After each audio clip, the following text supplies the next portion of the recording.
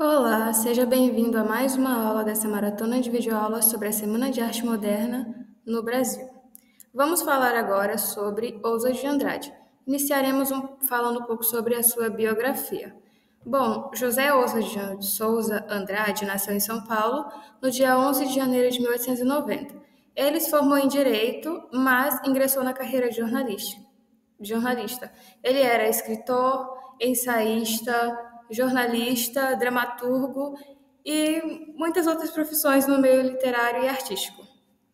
Em 1911, ele fundou o jornal O Pirralho, juntamente com Alcântara Machado e João Bananer, dois amigos seus. Mas, em 1912, ele viaja para a Europa e lá ele conhece Camilla, sua esposa com quem teve seu primeiro filho. No entanto, ela não foi a sua única esposa, ele teve várias, inclusive a nossa digníssima Tarsila do Amaral, com quem ele passou um tempo, mas depois acabou finalizando o casamento também. Mas ela ajudou muito a ele na sua literatura, visto que contribuiu no movimento antropofágico que os dois desenvolveram juntos. O Ousas de Andrade ele foi um participante ativo na Semana de Arte Moderna. Ele foi um dos líderes, na verdade, desse movimento, tanto que era conhecido como Ponta de Lança, e era melhor amigo, muito amigo do outro escritor que também foi um dos cabeças desse movimento, que é o Mário de Andrade.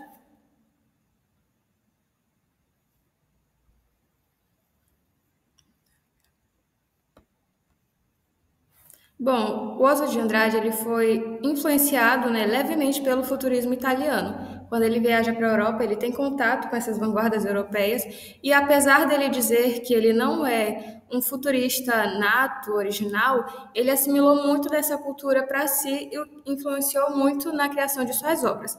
O Oswald de Andrade escreveu o Manifesto Antropofágico ou Antropófago, que é uma das principais obras do movimento modernista brasileiro. Juntamente com Tarsila do Amaral, eles desenvolveram essas ideias que foram incorporadas nesse texto, que defendia que o Brasil, a cultura brasileira, deveria incorporar outras culturas, mastigar, comer outras culturas, para assim produzir e desenvolver uma cultura original, nata, através da mesclagem de culturas externas, produzir a sua própria cultura, uma que refletisse a brasilidade e a nacionalidade do país.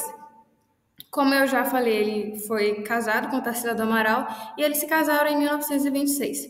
Além de trabalhar no meio artístico e literário, o Oswald de Andrade também filiou-se ao Partido Comunista Brasileiro, o PCB, o que fez ele voltar mais a atenção às questões sociais durante os seus textos.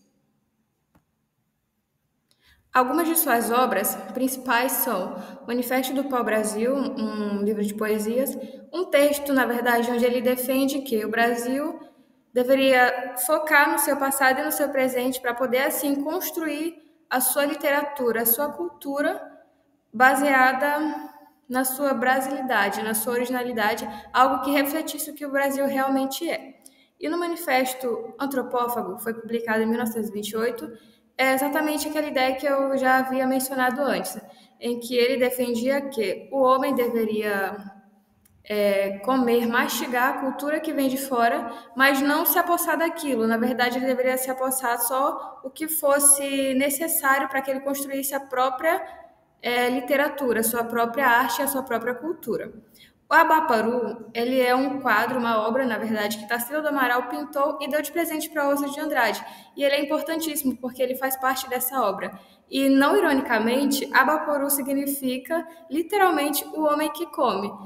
Ou seja, isso reforça a ideia que o Brasil deveria se apossar da cultura, de alguns traços das culturas de outros países para poder construir a sua própria, uma original que retrate aquilo que ele realmente é.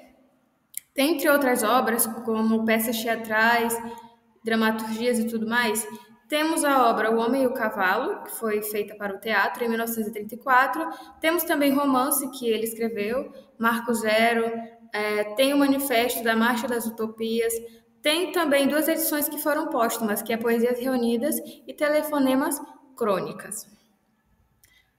Dando continuidade, vamos conhecer um pouco de algumas de suas obras. Tem o Manifesto para o Brasil, aqui nós podemos ver, o Manifesto Antropófago, Os Condenados e muitas outras obras, tanto romances como poesias, textos em que ele defende os seus ideais, quanto peças teatrais, o que enfoca a sua dramaturgia. Trouxe aqui um poema muito conhecido dele, que se chama Pronominais. Dê-me um cigarro, diz a gramática, do professor e do aluno, e do mulato sabido, mas o bom negro e o bom branco da nação brasileira dizem todos os dias: deixa disso, camarada, me dá um cigarro. Aqui nós já percebemos que ele busca romper com os padrões da época, na verdade. Ele bate de frente com aquela literatura cheia de regras, cheia de normas para poder se escrever. Ele se utiliza de versos livres, ele utiliza a linguagem coloquial. E é isso que o modernismo vai trazer, a revolução.